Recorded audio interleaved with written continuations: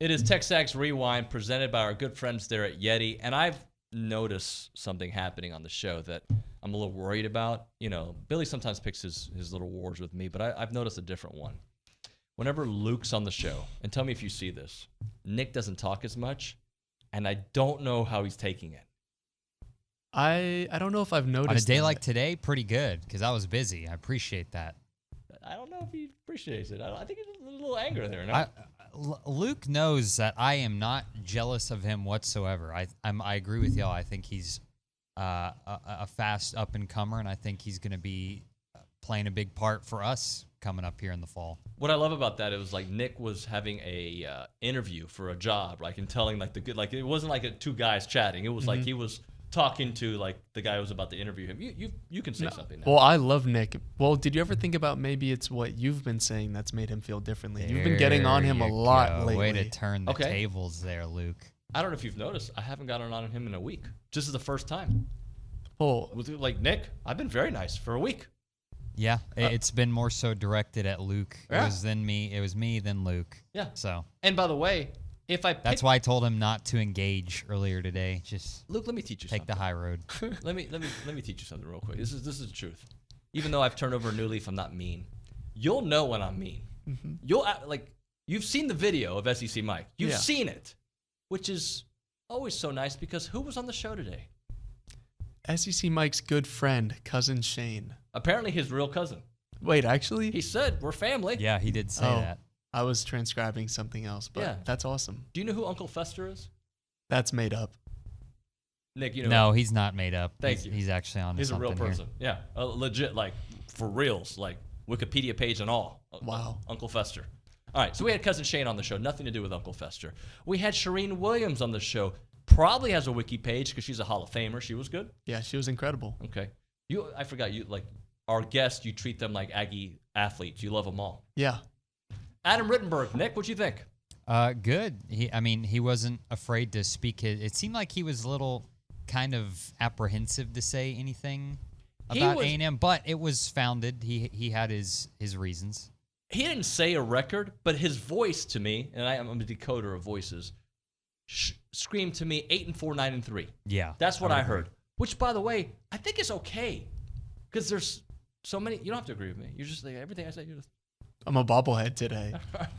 Luke, just tell him to watch the show. Yeah, watch the show, like, subscribe, comment. No, not that part. Yeah. Wait, but we can tell him in the beginning too. But then what are we gonna tell him at the end? Something funny. Stay for the end for something funny. Oh, I bet you it's not gonna be funny at all. Just watch. All right, OB, we are inside the top 10, and we go to number 10. Oh yeah, sorry, number 10. I said inside the top 10. Fidel Diggs. Fidel Diggs, number 10 on your program, number 9 on this countdown, number 1 in your heart of the defense last year. The only real consistent pass rush was provided by Fidel Diggs. And it was really a two games, but he got hot. Well, he played at an All-American level against Alabama. I think that was Tyler Steen he was going against. I may be mistaken on that, but whoever it was, he was owning them. He was showing that speed rush that A&M didn't have without him. Yep. Had 2 sacks in that game. He was also credited with a quarterback pressure, forced 2 fumbles. I mean, he was brilliant. So if you could see something similar to that from him this year, or just more consistency, you're talking a potential All-SEC guy. I mean, he was spectacular in that game against Alabama. He was spectacular. Unfortunately, he got injured. So his explosiveness off the edge is really what jumps out at me. Like, he's got this ability to pop up, wrap around, and get to the spot. Kind of a quiet young man, well-spoken. Like, I enjoyed talking to him at SEC Media Days because he doesn't speak that often. It was a good conversation. But he's so physically imposing. Like, he looks the part, and he started acting the part. Yeah, there's a lot of things that contribute to him not having more sacks, right? I'm sure after a while, of course, big part of you mentioned he missed 4 games and most of a 5th one. Charean, throughout the summer, we've kind of talked about Dalvin Cook maybe going to the Jets. It became official yesterday, and one of the things we both were hoping was it wouldn't take away from A-Chain because there was talks of linking him to the Dolphins. So now A-Chain's looks like he's pretty safe, and Dalvin Cook to the Jets. Yeah, I think this is good for A-Chain. I think he'll get more carries. They used him a lot the other night. I watched the game. They used him a lot. He didn't do very much in the running game, but it was sort of like what you were saying, Olin. Got him out in space with some receptions, and he showed what he could do there, and he had a 38-yard kickoff return, so showed what he could do there. So he did show some things for the Dolphins. Again, like Deuce Vaughn, he's big enough to run between the tackles. Anybody who watched that LSU game last year knows that.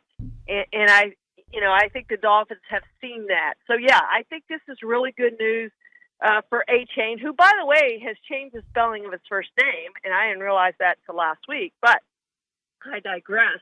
I do think A-Chain's going to have a big year for the Dolphins, and this is really good news for him. And I think it's good news for the Dolphins. I want to talk Cowboys with you. So the first round pick from Michigan, Smith, are you seeing, I know it's just one game and a few practices, but are you seeing anything that says, okay, this was a good pick? Well, he's got a long way to go, and he needs to get a lot of reps, and he needs to play in both of these preseason games, and he needs to play a lot in these two preseason games coming up. No, he wasn't that good, and from all accounts, some practice has been sort of the same way. So hopefully he's not a Taco Charlton. Hopefully it's just taking a little bit of time. You're not going to call a guy a bust when we haven't played a regular season game, but he needs to show more than what he's shown. Yeah, I think A&M fans should be thrilled that they're even in the poll, given what happened last year. But as you mentioned, certainly has the talent and certainly is more of a projection than I think necessarily a reflection of what we saw last year. Do they have the potential to be a top 25 team? Absolutely. Do they have the potential to be a top 15 team? Absolutely. But were they more deserving than, say, Texas Tech, that brings back a lot of players from pretty good team last year? I probably wouldn't have done that. They weren't in my power rankings. A&M was not. But I think overall what you can expect at the top, certainly be interesting to see if Florida State, Washington, USC can kind of back up this preseason hype, or whether they're going to fall off a little bit. Yeah, when it comes to A&M, did they at least, because depending on how people do their rankings, did they at least do enough to make you feel better about some of the questions with the offensive philosophy, potentially some of the youth movement getting a little bit older and more experienced? I think they played better down the stretch last year. Certainly their final game was encouraging, and you're talking to coaches around the SEC. I think there's optimism around Connor Wegman and what he can do at quarterback. But I think until we see what this offense is and how it functions and how they, how Jimbo Fisher and Bobby Petrino truly work together when things are adverse, I think it's hard to make any sort of proclamations of value right now. We have to wait and see with A&M.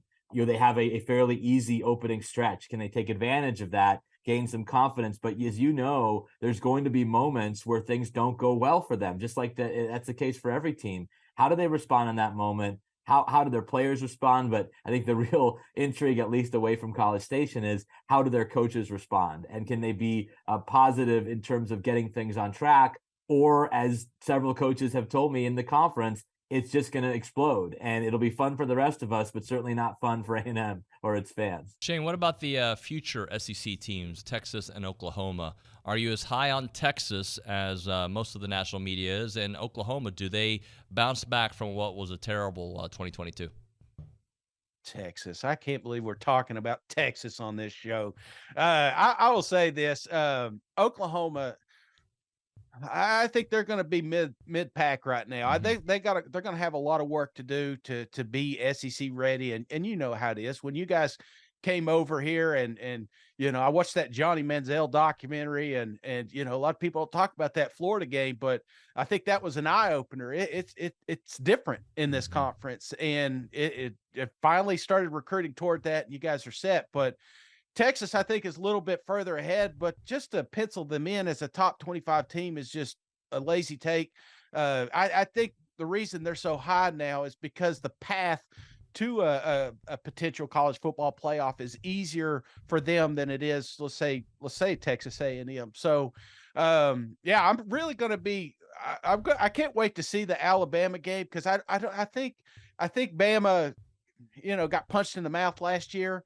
And now they're coming into Tuscaloosa, and we'll get to see just how good they are. But I embrace it, man. I got a lot of Texas. I got more Texas A&M followers just than I do Texas, obviously because of the SEC. But I see them chirping, man. I love it. That's why we love college football, is because these heated rivalries. And like I said, that video they put out the other day. I mean, that's a kick in the mouth, and you can't fix that until next year. And you talk about most anticipated games. Me and Mike, we're hopefully, fingers crossed, going to be down there when Texas and Texas A&M face off.